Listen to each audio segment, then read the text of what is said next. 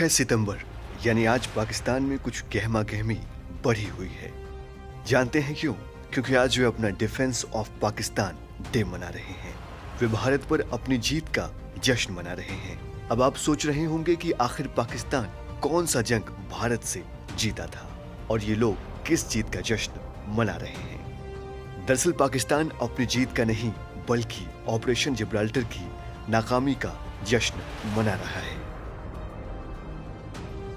DNS में आज हम आपको ऑपरेशन जिब्राल्टर के बारे में बताएंगे, साथ ही समझेंगे इससे जुड़े कुछ और भी महत्वपूर्ण पहलुओं के बारे में। जम्मू कश्मीर को लेकर अपनी आदतों से मजबूर पाकिस्तान हमेशा से ही यहां पर घुसपैठ की कोशिश में लगा रहता है। ऑपरेशन जिब्राल्टर इसकी घुसपैठ की एक और नाकाम कोशिश का कोड नाम था। जिब्राल्टर जलसंधि पूरब में भूमध्य सागर को पश्चिम में अटलांटिक महासागर से जोड़ती है। इसके उत्तर में यूरोप के स्पेन और जिब्राल्टर क्षेत्र हैं, जबकि दक्षिण में उत्तरी अफ्रीका के मोरक्को और सेउटा क्षेत्र हैं। इसी क्षेत्र में तारिक इब्न जियाद नाम के एक मशहूर अरब लड़ाके ने स्पेन पर हमला किया था।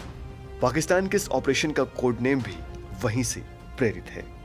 ये बात 1965 के शुरुआती दिनों की है, जब गुजरात के कच्छ के रण में हिंदुस्तानी और पाकिस्तानी सेनाओं के बीच झड़प की कुछ घटनाएं हुई थीं। ये झड़प ऐसे ही नहीं हुई थी, बल्कि ये पाकिस्तान की एक सोची समझी चाल थी, जिसका नाम था ऑपरेशन डेजर्ट हॉक। इस ऑपरेशन का मकसद भारत का ध्यान भटकाना था, जबकि पाकिस्तान की असली नजर कश्मीर पर थी। ऑपरेशन डेजर्ट हॉक में पाकिस्तान को मामूली सी कामयाबी भी हासिल हुई। इसके अलावा यही वो दौर था जब भारत चीन के हाथों 1962 में मिली हार से उबरने की कोशिश कर रहा था। उसी वक्त साल 1964 में भारत के पहले प्रधानमंत्री पंडित जवाहरलाल नेहरू का निधन हो गया और देश की कमान शास्त्री जी ने संभाली थी। यानी देश एक ही साथ कई मुश्किलों से जूझ रहा था और छोटे कदकाठी के नेता शास्त्री जी अपनी विशाल सोच और सूझबूझ के बल पर इन दिक्कतों से एक एक करके निपटने की कोशिश कर रहे थे।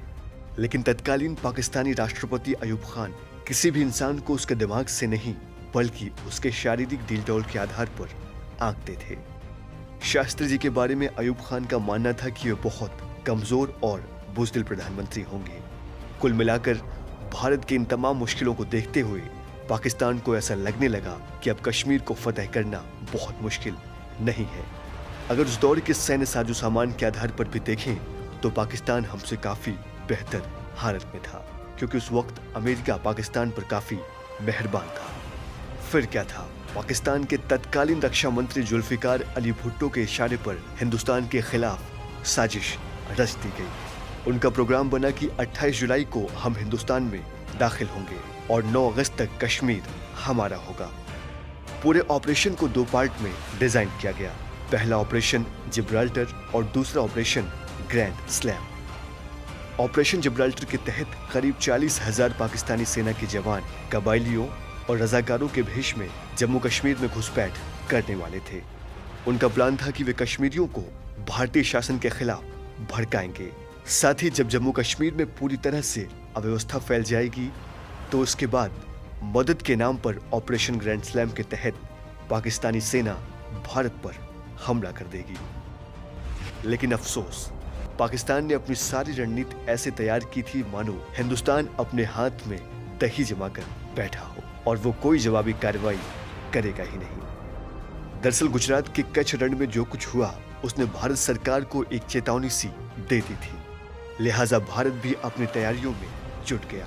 इसके अलावा जिन पाकिस्तानी सैनिकों ने हिंदुस्तान में घुसपैठ की कोशिश की, उनकी खुद की बेवकूफियों के चलते शुरुआत में ही उनकी रणनीति का भंडाफोड़ हो गया और घुसपैठियों को जल्द ही खोज लिया गया। अपने प्लान को नाकाम होता देख पाकिस्तान ने 1 सितंबर को अपने ऑपरेशन के दूसरे चरण ऑपरेशन ग्रैंड स्लैम को लॉन्च कर दिया।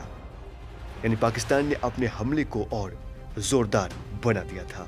कश्मीर के रास्ते होने वाली पाकिस्तानी घुसपैठ का जवाब देने के लिए हिंदुस्तानी सेना ने पंजाब के जरिए लाहौर की तरफ बढ़ना शुरू कर दिया। अब हालात ऐसे थे कि कश्मीर तो पाकिस्तान का हो जाता, लेकिन पूरा पाकिस्तान हिंदुस्तान का होने जा रहा था। दरअसल पाकिस्तान को इस बात का अंदाजा ही नहीं था कि भारत अंतर्राष्ट्रीय सीमा क्रॉस करेगा, लेकिन जब हिंदुस्तान ने पंजाब फ्रंट खोलकर लाहौर की तरफ बढ़ना शुरू किया तो पाकिस्तान को लेने के देने पड़ गए। 22 सितंबर 1965 को संयुक्त राष्ट्र सुरक्षा परिषद की दखलंदाजी के बाद दोनों देशों के बीच संघर्ष विराम पर सहमति बनी। ऑपरेशन जिब्राल्टर ने 1965 में भारत पाकिस्तान युद्ध की शुरुआत की थी, जो बंटवारे के बाद से दोनों पड़ोसियों के बीच दूसरी सबसे बड़ी लड़ाई थी। इस लड़ाई के नतीजे को लेकर दोनों ही मुल्क अपने अपने जीत के दावे करते रहे हैं, लेकिन तमाम तटस्थ अंतर्राष्ट्रीय विश्लेषक इसे भारत के पक्ष में बताते हैं। इसके बाद जनवरी 1966 में भारत और पाकिस्तान दोनों ही मुल्कों ने ताशकंद समझौते पर दस्तखत किया और उनके बीच अमन बहाल करने पर बात बनी। बहरहाल कौन हारा कौन जीता ये बात अलग है, लेकिन जंग में चोट दोनों को लगती है।